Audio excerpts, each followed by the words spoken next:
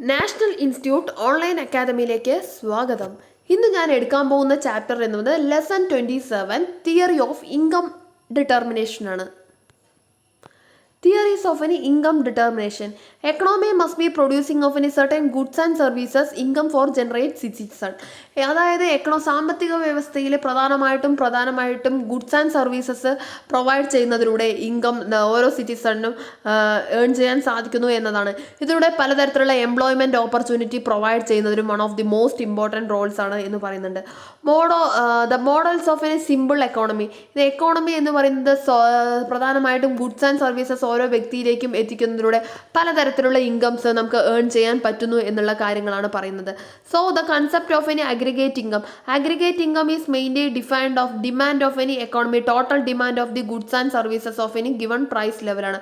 അതായത് price ലെവലിനുള്ളിൽ aggregate demand കൃത്യമായ രീതിയിൽ ഡിറ്റർമൈൻ ചെയ്യുന്നതിനും ഇതെന്ന് പറയുന്നത് പ്രധാനമായിട്ടും aggregate demand aggregate expenditures influence ചെയ്യുന്നതിനും ഹെൽപ്പ് ചെയ്യുന്നുണ്ട് എന്നുള്ളതാണ്. So consumer sector, house hold ആയിക്കോട്ടെ, ഫേം ആയിക്കോട്ടെ, ഒരു ഗവൺമെൻറ് ആയിക്കോട്ടെ, ഒരു റെസ്റ്റ് ഓഫ് ദിസ് വേൾഡ് ആയിക്കോട്ടെ, ഇതിലൂടെയൊക്കെ നമുക്ക് എമൗണ്ട് ഏൺ ചെയ്യാൻ സാധിക്കും എന്നുള്ളതാണ് പറയുന്നത്. ഹൗസ് ഹോൾഡ് കൺസംഷൻസ് എന്ന് പറയുമ്പോൾ it is mainly non profit organisation ആണ്. സോ അത്തരത്തിലുള്ള ഇതിലൂടെ നമുക്ക് ഇൻകം ഏൺ ചെയ്യാൻ സാധിക്കുന്നുണ്ട്. For example durable, non durable goods ആയിരിക്കും, TV, റെഫ്രിജറേറ്റർ തുടങ്ങിയ കാര്യങ്ങളാണ് അതിൽ പറയുന്നത്.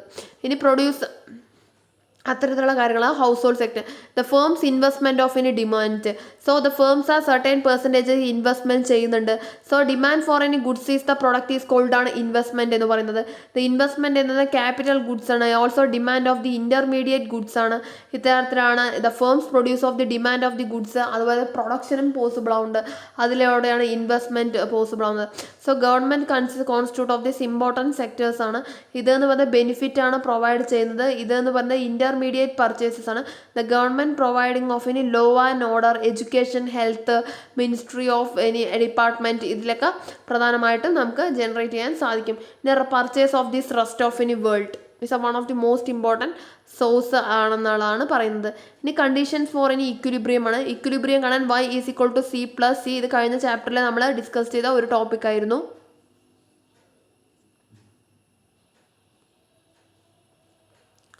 ഇതിൽ ഈ ഒരു പിക്ചറിൽ figure 27.3 equilibrium of the income പറയുന്നുണ്ട്. ഇതിൽ നോക്കൂ, C+1 X എന്ന് പറയുന്നത് ഒരു ഇൻകം ഓഫ് ഔട്ട്പുട്ടും Y എന്ന് പറയുന്നത് ഒരു അഗ്രിഗേറ്റീവ് ഡിമാൻഡുമാണ്. അതിനനുസരിച്ചിട്ട് അത് ഇൻക്രീസ് ചെയ്യുന്ന ഒരു ഗ്രാഫാണ് ഇതിൽ പറയുന്നത്. ഈ ഇക്വിലിബ്രിയം ഇൻക്രീസ് ചെയ്യുന്ന ഒരു ഗ്രാഫിനെ കുറിച്ചാണ് ഈ ഡയഗ്രാമിൽ പറയുന്നത്. മൾട്ടിപ്ലർ ആൻഡ് ഇറ്റ് വർക്കിങ്സ് എന്ന് പറയുന്നത് one of the most important ആണ്. മൾട്ടിപ്ലർ എന്ന് പറയുന്നത് ഇവിടെ 2 ഡിവൈഡിങ് 100 crores ആൻഡ് 50 crores പറയുന്നുണ്ട്. സോ അതനുസരിച്ചിട്ടാണ് ഇവിടെ കാൽക്കുലേറ്റ് ചെയ്തിരിക്കുന്നത്.